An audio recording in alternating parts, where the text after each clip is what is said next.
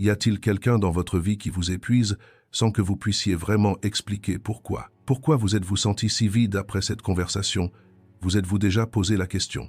Selon Carl Jung, ceux qui vous minent le plus ne sont pas ceux qui vous crient dessus ou vous blessent ouvertement, mais ceux qui vous volent sans même que vous vous en rendiez compte. Dans cette vidéo, nous parlerons de ces 3 signes. Certaines relations semblent ni terminées ni en cours. Elles restent dans une zone floue, confortable quand on les ignore, insupportable quand on en prend conscience. Vous éteignez votre téléphone, fixez les écrans et restez là, immobile, pendant un moment. Vous êtes fatigué, mais vous n'avez pas envie de dormir. Vous vous sentez vide, mais ce n'est pas la fin. C'est juste qu'il manque quelque chose, comme une fuite, lentement, sans que vous vous en aperceviez. Carl Jung, en étudiant la psyché humaine, a remarqué quelque chose de très intéressant. Les gens ne reconnaissent souvent pas ce qui leur fait du mal, parce que ce mal est si silencieux. Ce ne sont pas les relations qui crient haut et fort et blessent ouvertement qui sont dangereuses, mais celles qui vous rongent de l'intérieur. Comment reconnaître une relation qui vous consume? Selon Carl Jung, l'indice le plus révélateur réside dans ce que vous ressentez en présence de l'autre. Après avoir passé du temps avec cette personne, vous sentez-vous plus léger? Ou un poids persiste-t-il en vous? Prenez le temps de réfléchir à la réponse. Ne vous précipitez pas, car la réponse à cette question peut tout changer. Jung a observé le monde intérieur des gens pendant des années et a constaté ceci. Si une relation est saine pour vous, l'énergie que vous en recevez est équilibrée par celle que vous y donnez. Il existe un équilibre, invisible mais palpable. On ne prend conscience de son existence que lorsqu'il est rompu. Lorsque cet équilibre est rompu, une relation cesse d'être un lien. Elle se transforme en un fardeau subtil et silencieux. Un fardeau qui s'alourdit chaque jour sans même que vous vous en rendiez compte et qui pèse sur vos épaules. Nul besoin d'un événement dramatique pour le comprendre. Une dispute violente, une trahison flagrante, une rupture brutale ne sont pas nécessaires. Les relations les plus destructrices se développent souvent en silence. Selon Carl Jung, l'esprit humain préfère normaliser la douleur plutôt que de la ressentir immédiatement, car la normalisation facilite la survie. Mais à long terme, elle engendre une perte plus grande. On s'éloigne de soi-même, lentement, sans s'en rendre compte. Posez-vous maintenant cette question. Ces 6 derniers mois, cette dernière année, avez-vous perdu quelque chose de vous-même? Une façon de penser, une habitude, une intonation. Ce qui vous paraissait naturel vous semble-t-il désormais étranger? Parfois, on ne peut attribuer ce changement directement à un événement précis, car parfois, la raison n'est pas une personne, mais l'atmosphère créée par une relation. Nous respirons un peu de cette atmosphère chaque jour et nous en sommes façonnés sans même nous en apercevoir. Selon Jung, nous changeons non seulement en fonction des événements, mais aussi du climat émotionnel auquel nous sommes constamment exposés. Une personne avec qui vous passez beaucoup de temps crée un climat pour vous au fil du temps. Si ce climat est chaleureux, vous vous ouvrez. S'il est froid, vous vous repliez sur vous-même. Si l'atmosphère est étouffante, on se replie peu à peu sur soi. On ne s'en rend généralement pas compte lorsqu'on est plongé dans ce climat. On le perçoit seulement lorsqu'on prend ses distances, lorsqu'on sort de chez soi. C'est pourquoi parfois on dit « Je suis tellement fatigué », après avoir passé quelques jours seul dans une ville lointaine. Cette fatigue ne surgit pas là. Elle s'est accumulée bien avant. Selon Jung, l'un des moyens les plus fiables de savoir si une relation est bénéfique ou néfaste est d'écouter son corps et non son mental. Le cerveau rationalise, invente des justifications et érige des défenses. Le corps, en revanche, est honnête. Que ressentez-vous dans votre poitrine lorsque vous pensez à cette personne? Une ouverture? Une tension? Éprouvez-vous de la joie en voyant son nom sur l'écran de votre téléphone? Ou un repli silencieux? Selon Carl Jung, les réactions instinctives s'expriment bien avant les mots. Les écouter est à la fois le plus difficile et le plus nécessaire. Si une relation vous épuise, vous ne le comprendrez probablement pas d'un coup. Il s'agit plutôt de l'accumulation de petits signaux longtemps ignorés. Ce sentiment de « je ne veux plus être ici » qui surgit dès qu'on franchit le seuil. Cette question « pourquoi est-ce si difficile ?» au retour. Ces pensées qui commencent par « j'aimerais » et qui restent en sommeil. Tous ces signaux sont des présages. Jung a tenté de nous apprendre à les prendre au sérieux, car les refouler ne les fait pas disparaître. Cela ne fait que les amplifier et les faire ressurgir sous une autre forme. Il ne faut pas beaucoup de courage pour comprendre si une relation vous épuise. Un instant d'honnêteté suffit, un moment où l'on s'assoit tranquillement, vulnérable, avec soi-même. À cet instant, demandez-vous, suis-je vraiment présent, dans cette relation? Si vous connaissez la réponse, pourquoi attendre? Souvent, nous la connaissons déjà, mais nous n'arrivons pas à trouver le courage de la dire, car ce n'est pas la fin d'une relation qui est difficile, mais le fait de perdre espoir. Lâcher prise n'est pas une perte, c'est un retour à soi-même. Dans une relation, est-ce toujours vous qui prenez l'initiative? Attendez un instant, réfléchissez-y sérieusement. Repensez au mois dernier. Qui a envoyé des messages? Qui a appelé? Qui a pensé à vous? Qui ne l'a pas fait? Parfois, se poser cette question suffit. La réponse est là, silencieuse.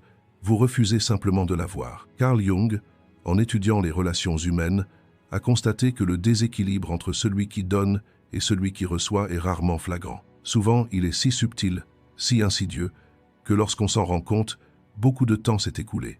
Des années, voire plus. Vous donnez, l'autre reçoit. Aucun des deux n'a instauré cette règle. Mais avec le temps, un schéma se crée entre eux. Un schéma silencieux, tacite, non remis en question. Tant que ce schéma perdure, rien ne change. Comment le comprendre lorsqu'on est pris dans cet engrenage? Parce que la plupart des gens se l'expliquent en disant « c'est ma nature, c'est comme ça que je préfère ». Ils érigent le sacrifice de soi en vertu.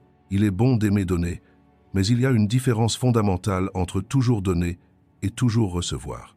Selon Carl Jung, dans une relation saine, l'énergie circule de manière réciproque. Une direction change, une autre reste constante, mais avec le temps, un équilibre s'établit. Lorsque cet équilibre est rompu, la relation ne se développe pas, elle s'arrête. L'un porte, l'autre porte. Celui qui porte est souvent celui qui a le plus de mal à se l'avouer. Demandez-vous maintenant, cette personne est-elle là pour vous lorsqu'elle traverse une période difficile? Presque toujours. Lorsque vous traversiez une épreuve, une période particulièrement difficile, où était cette personne? Ne répondez pas immédiatement. Réfléchissez-y longuement. Une personne qui reçoit toujours n'est pas forcément une mauvaise personne. Selon Carl Jung, certaines personnes utilisent leur entourage pour combler un vide intérieur, et elles le font inconsciemment. Elles manquent de conscience de soi. Au lieu de se confronter à elles-mêmes, elles ont l'habitude d'utiliser les autres comme une ressource. Vous leur donnez du temps, elles se détendent. Vous les écoutez, elles se confient. Vous proposez des solutions, elles passent à autre chose. Ce cycle s'enracine davantage à chaque répétition et finit par devenir l'état naturel de la relation. Remettre en question ce qui paraît naturel est ce qu'il y a de plus difficile, car l'expression « ça a toujours été comme ça » se loge dans la zone de confort de l'esprit. Remettre en question, c'est sortir de cette zone. On ne peut y voir clair sans la quitter. Selon Carl Jung, pour se connaître vraiment, il faut d'abord se regarder en face.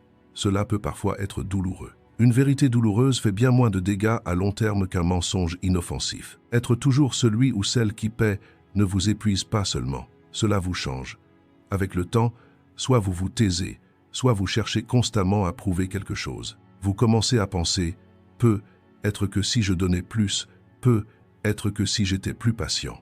Ce piège de la pensée est dangereux, car le problème ne réside pas dans votre façon de donner. Le problème, c'est l'absence de réciprocité. S'il n'y a pas de réciprocité, peu importe ce que vous donnez, ce vide ne sera jamais comblé. Pour le vérifier, faites ceci. Prenez du recul un moment. N'appelez pas. N'envoyez pas de SMS. Attendez sans proposer de rencontre. Observez ensuite. Certaines personnes vous appelleront, prendront de vos nouvelles, s'interrogeront sur vous pendant ce silence. D'autres ne se manifesteront que des mois plus tard, lorsqu'elles auront besoin de quelque chose. Ce comportement est révélateur. Inutile de s'étendre sur le sujet, de se justifier ou de s'expliquer. Selon Jung, la nature humaine se révèle davantage sous la pression que dans la sérénité. Dans la sérénité, chacun peut se montrer aimable, compréhensif et accessible. Lorsque vous vous repliez sur vous-même, lorsque vous avez besoin de quelque chose, lorsque vous êtes vulnérable, comment réagit cette personne? C'est là que vous découvrirez la vérité. Et si, après avoir constaté cette vérité, vous la rejetez en vous disant « peut être qu'elle était d'humeur changeante ce jour-là », prenez-en également note, car il ne s'agit pas d'un cas isolé. C'est un schéma récurrent. Les schémas ne sont pas le fruit du hasard. Si vous êtes toujours celui ou celle qui en subit les conséquences, ce n'est pas parce que vous êtes une personne meilleure, plus généreuse ou plus compréhensive. C'est parce que ce schéma n'a jamais été rompu. Et parce qu'il n'a jamais été rompu, personne n'a ressenti le besoin de le changer. Le changement s'opère sans rupture. Avez-vous dans votre entourage une personne qui critique constamment les autres? Réfléchissez. Combien de fois, le mois dernier, cette personne a-t-elle parlé d'elle-même, vraiment d'elle-même, sans se justifier, sans impliquer personne d'autre? il y a fort à parier que ce nombre est très faible. Selon Carl Jung, ce qui perturbe le plus une personne chez les autres est souvent le reflet d'un problème qu'elle n'a pas encore résolu en elle-même. Ce n'est pas un hasard. Ce n'est pas non plus une coïncidence fortuite. L'esprit humain a tendance à projeter à l'extérieur ce qu'il a du mal à accepter intérieurement. Et en voyant le monde extérieur, il juge, critique et condamne. Car juger est bien plus facile que de se regarder en face. Vous vous arrêtez peu, être, en pensant, ce n'est pas si simple. Selon Carl Jung, le juge le plus sévère est celui qui se regarde le moins. Si cette personne est dans votre entourage, au bout d'un moment, ce jugement se tournera aussi vers vous. Au début, cela paraît subtil. Une remarque, une critique légère, une plaisanterie. Puis cela devient un peu plus fréquent. Puis cela devient banal. Avec le temps, on s'habitue à cette banalité. S'y habituer ne signifie pas l'accepter, même si c'est parfois le cas. Quel est l'impact sur vous? Selon Carl Jung, une personne constamment critiquée finit par perdre sa propre voix. On y réfléchit à 2 fois avant d'exprimer une opinion, on hésite à partager une décision. On dissimule son enthousiasme, car on se demande sans cesse « Que vont-ils dire ?» Inconsciemment, on commence à se corriger, à se perfectionner, à se dévaloriser. Et ce processus est silencieux, sans moment dramatique. Il n'y a qu'une érosion lente et invisible. Posez-vous cette question. La présence de cette personne vous inspire-t-elle un sentiment de liberté ou de méfiance? Si vous trouvez rapidement la réponse, vous la connaissiez probablement déjà. Les personnes qui jugent constamment les autres n'en ont souvent pas conscience. La plupart du temps, elles n'ont pas d'intention consciente. Elles n'agissent pas par méchanceté, mais cela ne change rien à l'effet. Quelles que soient les bonnes intentions d'une personne, l'impact de son comportement sur vous est bien réel. Selon Jung, moins une personne est attentive à son monde intérieur, plus elle cherche à contrôler le monde extérieur. Juger les autres est une forme de mécanisme de contrôle. Dire « je ne suis pas comme ça, je ne ferai pas ça, je ne commettrai pas cette erreur », c'est en réalité tenter de prendre ses distances. Prendre ses distances ne fait pas disparaître les choses, cela les rend seulement invisibles. Et ce qui est invisible est souvent le plus puissant. Une personne qui vous critique constamment ne vous regarde peu, être pas vraiment. Elle se regarde elle-même, mais à travers vous. Faire cette distinction change tout. Car alors, vous comprenez, cette critique ne vous concerne pas. Elle ne vise pas vos erreurs, vos défauts ou vos insuffisances. C'est l'expression extérieure d'un problème que cette personne n'a pas résolu en elle-même. Comprendre cela peut parfois être un soulagement. Soulager ne signifie pas que la relation ne vous nuit pas. Comprendre cela n'empêche pas de poser des limites. Au contraire, cela vous permet de les établir de manière plus saine, avec lucidité et non avec colère. Une personne qui juge constamment les autres finira par vous évaluer selon certains critères. Vous n'avez pas établi ces critères, ils n'ont peut-être même pas été explicitement formulés. Mais ils demeurent tacitement. Et chaque action, chaque décision, chaque choix est pesé à l'aune de ces critères. Si vous les réussissez, la journée est réussie. Dans le cas contraire, une remarque s'ensuit, un silence, un regard. Avec le temps, vous commencez à intérioriser ces critères. C'est un moment dangereux, car vous n'avez plus besoin du jugement d'autrui. Vous avez commencé à vous juger vous-même. Selon Carl Jung, si une personne est suffisamment dévalorisée par l'extérieur, elle finit par intérioriser cette voix. Cette voix ne vient pas de l'extérieur, elle vient de l'intérieur. Faire taire les voix intérieures est bien plus difficile que de faire taire celles de l'extérieur. Il est donc important de repérer ce signe tôt. Attendre, espérer, peut-être qu'ils changeront, banaliser la situation en disant « tout le monde est comme ça », ne fera que vous mener à une situation bien plus difficile par la suite. Une personne qui critique constamment les autres trouve toujours à redire et refuse systématiquement d'accepter la réalité finira par vous percevoir de la même manière. Sous ce regard, préserver votre identité exige une énergie toujours plus grande. À un moment donné, vous renoncez à vous protéger, tout simplement parce que vous êtes épuisé. Et je crois que les dégâts les plus insidieux commencent ici, lorsque vous n'avez plus la force de vous défendre. Cette lassitude ne provient pas d'une faiblesse, mais du fait de s'efforcer trop longtemps de rester forte, là où il ne faut pas. Parfois, la meilleure solution est de prendre ses distances. Car pour se souvenir de qui l'on est, il est parfois nécessaire de s'éloigner de quelqu'un qui cherche constamment à nous faire voir les choses autrement. Y a-t-il quelque chose que vous aimiez beaucoup autrefois? Un genre de musique, une habitude, une façon de parler, une attitude? Vous y avez renoncé, sans pouvoir dire précisément quand. Un jour, vous réalisez simplement que vous ne le faites plus. Cette prise de conscience s'accompagne d'un sentiment étrange, comme une perte, sans pouvoir nommer ce que vous avez perdu. Selon Carl Jung, la perte la plus profonde d'une personne ne réside ni dans les objets, ni dans les relations. La véritable perte, c'est de s'éloigner de soi-même. Cette perte ne survient jamais soudainement. Elle s'installe silencieusement, progressivement, imperceptiblement. Le temps passé avec une personne vous rapproche de vous-même ou vous éloigne lentement. Dans ce dernier cas, il n'y a pas d'événement majeur. Ce sont simplement de petits compromis qui s'accumulent, des décisions apparemment insignifiantes, des pensées inexprimées, des réactions retenues. Quand vous finissez par vous retourner sur votre passé, tant de choses ont changé. Réfléchissez. Vous souvenez-vous de qui vous étiez avant de rencontrer cette personne? Comment parliez-vous? De quoi riez-vous? Qu'est-ce qui vous importait? Quelle part de cette liste vous correspond encore aujourd'hui? Selon Carl Jung, l'âme humaine est un centre. Elle ne s'apprend pas, ne s'acquiert pas. Elle vous appartient directement. Tant que ce centre reste intact, quels que soient les changements de votre environnement, vous restez connecté à vous-même comme un fil. Si vous êtes dans une relation qui interfère constamment avec ce centre, ce fil s'amincit avec le temps. Ils ne se rompent pas immédiatement, il s'affine. Et à mesure qu'il s'affine, sa capacité à vous retenir diminue. Comment cette interférence se produit-elle? Souvent, elle est subtile. On ne vous dit pas « tu n'es pas comme ça ». Cela fonctionne plutôt ainsi. Lorsque vous dites quelque chose, vos propos ne sont pas entendus. Un sujet qui vous passionne est balayé d'un revers de main. Une de vos idées est accueillie avec dédain. Ce sont de petits moments, mais lorsqu'ils s'accumulent, ils envoient un message à votre esprit. Cette facette de vous ne trouve pas d'écho ici, et votre esprit utilise ce message pour survivre. Vous n'abordez pas ces sujets. Vous cachez cet enthousiasme. Vous gardez ces idées enfouies. Avec le temps, on finit même par oublier ce qu'on cache. Selon Carl Jung, si une personne reste trop longtemps dans un environnement où elle ne peut s'exprimer, elle commence à douter de l'existence même de ce qu'elle ne peut exprimer. Ce n'est pas la personne qui vous réduit au silence qui est dangereuse, mais l'insécurité que vous ressentez dans ce silence. Êtes-vous capable de vous exprimer pleinement en sa présence? Êtes-vous capable de dire ce que vous pensez, de montrer ce que vous ressentez et d'exiger ce que vous voulez? Si la réponse est parfois, alors examinez les moments où la réponse est non. Ces refus sont révélateurs. En présence de certaines personnes, vous commencez inconsciemment à jouer un rôle. Vous ne le faites même pas intentionnellement. Vous vous adaptez simplement aux exigences de l'environnement, car sinon, cela engendre plus d'efforts, plus de tensions, plus d'explications. Et les efforts sont épuisants. Au bout d'un moment, vous choisissez la voie de la facilité, en vous rabaissant. Selon Carl Jung, l'adaptation constante d'une personne n'est pas une adaptation, mais un épuisement. L'adaptation consiste à trouver un équilibre avec son environnement tout en se protégeant.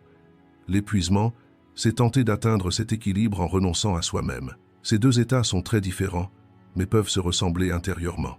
C'est pourquoi il est difficile de s'en rendre compte. Quand on se perd, on le réalise généralement de l'extérieur. Un ami qu'on n'a pas vu depuis longtemps dit « Tu as changé ».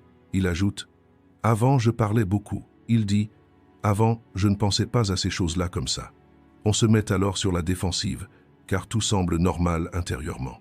C'est le danger de la normalité. Quand elle nous engloutit, on ne s'en aperçoit pas. Elle peut nous engloutir précisément parce qu'elle nous donne l'illusion d'être normaux. Selon Jung, l'un des meilleurs moyens de comprendre à quel point une personne est proche ou éloignée d'elle-même est d'observer la solitude. Comment vous sentez-vous quand vous êtes seul? À l'aise, paisible, en paix avec vous-même? Ou vide, agité, avec un besoin de combler un vide? Une personne à l'aise avec elle-même perçoit la solitude non comme un manque, mais comme un espace. Si la solitude vous devient insupportable, c'est aussi un signe. Peut-être avez-vous passé trop de temps à vous conformer aux attentes des autres plutôt qu'à vous-même. Après avoir passé du temps avec cette personne, vous reconnaissez-vous vraiment? Cette question peut paraître absurde, mais elle ne l'est pas. Si une relation vous aide à grandir, vous vous sentez plus vivant, plus ouvert, plus ancré. Si elle vous consume, vous vous sentez fatigué, confus et en quelque sorte moins vous-même. Votre corps le sait. Votre esprit trouve des justifications, mais le corps est honnête. Écoutez votre corps. Dès que vous en prenez conscience, il n'est pas trop tard, car réaliser que vous vous êtes perdu est la preuve que vous êtes encore vous-même, quelque part. Peut-être que rouvrir ce genre de musique que vous aviez abandonné il y a des années, renouer avec cette habitude, semble anodin. Parfois, le chemin vers soi passe par là, Savoir que quelque chose est mauvais pour soi ne suffit pas à s'en détacher. Tout le monde le dit, mais rares sont ceux qui l'intègrent vraiment. Car il existe parfois un fossé profond entre savoir et ressentir. L'esprit perçoit quelque chose, mais le corps tire dans une autre direction. Souvent, c'est le corps qui l'emporte. Carl Jung l'avait également constaté. Il ne cherchait pas de réponse superficielle pour comprendre pourquoi les gens entretiennent des relations qu'ils jugent toxiques. Il est allé au-delà de concepts comme l'habitude, la peur et la dépendance. Il a compris que le véritable problème était bien plus profond. Quand quelqu'un vous mine, votre entourage vous demande souvent « Pourquoi restes-tu » Cette question semble innocente, mais elle recèle une grande inexactitude. Rester est un choix. Il n'y a pas d'obstacle concret au départ. C'est simplement un manque de volonté. Cette perspective est à la fois erronée et blessante, car il ne s'agit pas de volonté. Selon Carl Jung, certains schémas comportementaux s'acquièrent depuis l'enfance. Ces schémas sont inconscients. Personne ne vous a dit « Voilà à quoi ressemble l'amour ». Ces schémas se sont ancrés en vous par l'expérience, l'observation et les ressentis. À l'âge adulte, vous les reproduisez inconsciemment. Et maintenant, vous y restez. Vous pensez peu, être. Je n'ai pas grandi dans ce genre d'environnement. Ça ne m'explique pas. Vous avez peu, être raison. Jung ne s'intéressait pas uniquement au passé traumatique. C'était quelque chose de bien plus ordinaire, de bien plus courant. Le familier rassure plus que l'inconnu.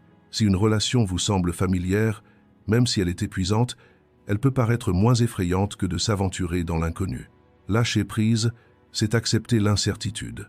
L'incertitude est l'une des situations les plus difficiles à vivre pour l'esprit humain. Et la culpabilité, c'est un facteur important aussi. Ceux qui vous blessent ne sont généralement pas des personnes malveillantes. Il s'agit être de quelqu'un que vous connaissez depuis des années. Être a-t-il tout fait pour vous? S'est-il vraiment soucié de vous?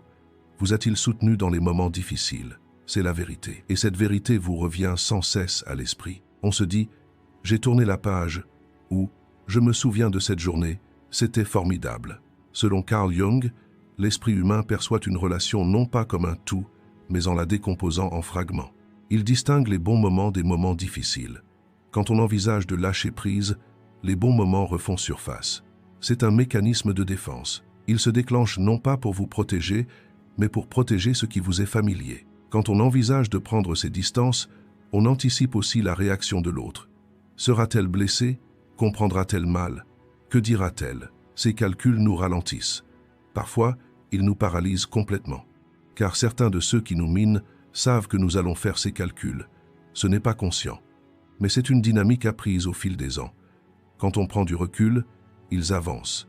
Les excuses fusent, les attitudes s'adoucissent, on revient au beau jour, on recule, et le cycle recommence. Jung a observé cette spirale à maintes reprises.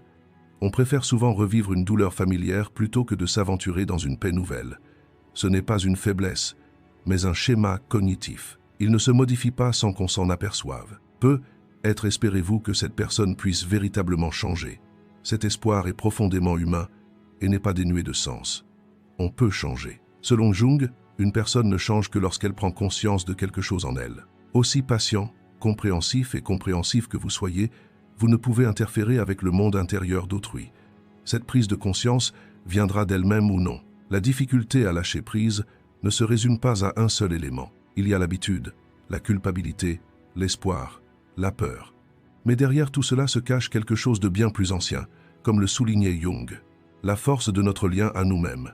Pour une personne qui se sait solide, qui reconnaît sa voix intérieure, qui accepte la réalité de ses besoins, s'éloigner reste difficile. Mais ce n'est pas impossible, car cette personne sait que partir n'est pas une perte. Parfois, partir, c'est se retrouver. Pour se retrouver soi-même, il faut d'abord faire le point sur sa situation. Partir, c'est abandonner tout ce qu'on a construit dans cette relation. Mais en réalité, on laisse souvent derrière soi une vie qui n'était pas vraiment la nôtre. Ne pas savoir ce qu'on trouvera en se retrouvant soi-même est effrayant, certes, mais ce qu'on y trouvera pourrait bien être la personne qu'on a longtemps désirée. Si vous êtes arrivé jusqu'ici, c'est probablement que quelque chose s'est éveillé en vous. Vous vous trouvez actuellement plongé au cœur de ce sentiment, sans savoir quoi faire. C'est une situation très courante. Carl Jung a consacré sa vie à comprendre ce moment charnière de l'existence humaine. La plupart des gens sous-estiment le chemin qui sépare la prise de conscience du changement, préférant rester passif ou opter pour une solution radicale. Aucune de ces approches n'est efficace. Selon Jung, Le choix n'est pas un acte instantané. Choisir, c'est choisir une direction qui se précise jour après jour. Choisir les personnes qui vous aident à évoluer, c'est la même chose. Cela ne se fait pas en un jour. Tout commence quelque part. Réfléchissez maintenant. Lorsque vous examinez vos relations une à une, lesquelles vous apportent le plus de satisfaction? Pas seulement un sentiment d'épanouissement, mais une plénitude. Ce sont deux choses différentes. Se sentir comblé procure une sensation éphémère, fugace. Se sentir pleinement épanoui, c'est un calme profond. Ce sentiment d'harmonie, d'unité, où l'on devient soi-même. Les personnes qui vous aident à grandir ne sont pas toujours celles qui rient le plus, vous couvrent d'éloges ou vous accordent l'approbation la plus facile. Selon Carl Jung, une véritable connexion vous voit tel que vous êtes, vos forces comme les aspects de votre personnalité dont vous n'avez pas encore conscience. Sous ce regard, vous n'avez pas besoin de fuir votre propre personne. Au contraire, vous vous rapprochez de vous-même. Il y a des personnes avec qui, après une conversation, vous avez l'impression que tout s'éclaire, une clarté s'installe, une légèreté. Vos pensées sont plus organisées, votre voix plus assurée, vos pas plus confiants. Cette personne ne vous a pas répondu, ni proposé de solution. Elle a simplement écouté attentivement. Être véritablement écouté permet d'entendre des choses que l'on ne pouvait pas entendre en soi. Avez-vous déjà vécu cela? Alors vous savez combien ce sentiment est rare. Jung a constaté que la qualité des relations d'une personne est directement proportionnelle à la distance qu'elle entretient avec elle-même. Autrement dit, plus vous vous éloignez de vous-même, plus vous laissez de place aux personnes qui vous éloignent encore davantage. Plus vous êtes proche de vous-même, mieux vous connaissez ceux qui vous tiennent à cœur. Ce n'est pas une fatalité, c'est un apprentissage. Et tout ce qui s'apprend peut être réappris. Prendre ses distances avec les personnes qui vous épuisent ne signifie pas être seul. Prendre ses distances, ce n'est pas fermer une porte, c'est en ouvrir une autre. C'est se tourner d'abord vers soi-même. En se tournant vers soi-même, on voit beaucoup plus clairement qui est vraiment à nos côtés. Car une personne épanouie n'a pas besoin d'être comblée. Lorsqu'elle n'en a pas besoin, elle s'engage par choix et non par peur. Cette différence change tout. Nul besoin d'une analyse poussée pour comprendre si une relation vous a permis de grandir. Une simple question suffit. Après avoir quitté cette personne, vous sentez-vous plus proche de vous-même ou plus éloigné? Posez-vous cette question pour chaque relation, pas seulement les relations amoureuses, mais toutes les relations, familiales, amicales de longue date, professionnelles. Les réponses pourraient vous surprendre. Vous pourriez réaliser que certaines personnes insoupçonnées vous comprennent vraiment, tandis que d'autres que vous pensiez très proches sont en réalité très distantes. Selon Jung, mieux vous vous connaissez, meilleurs seront vos choix. Se connaître soi-même n'est pas un objectif abstrait, mais une pratique concrète. Écouter sa voix intérieure, respecter ses réactions, accepter ses besoins comme réels. Cela peut paraître insignifiant, mais à la longue, c'est ce qui nous permet de nous épanouir. Choisir des personnes qui nous aident à grandir ne change pas notre vie instantanément, mais cela se fait sentir sur la durée. Si, 1 an plus tard, vous vous sentez plus épanoui, plus en accord avec vous-même, alors ces personnes étaient le bon choix. Répondez simplement à cette question. Êtes-vous moins ou plus vous-même en compagnie de cette personne? Votre réponse est révélatrice. C'est la fin de cette vidéo. Abonnez-vous à notre chaîne pour plus de contenu. Si vous souhaitez nous soutenir financièrement, vous pouvez devenir membre en cliquant sur le bouton « Rejoindre ». Merci.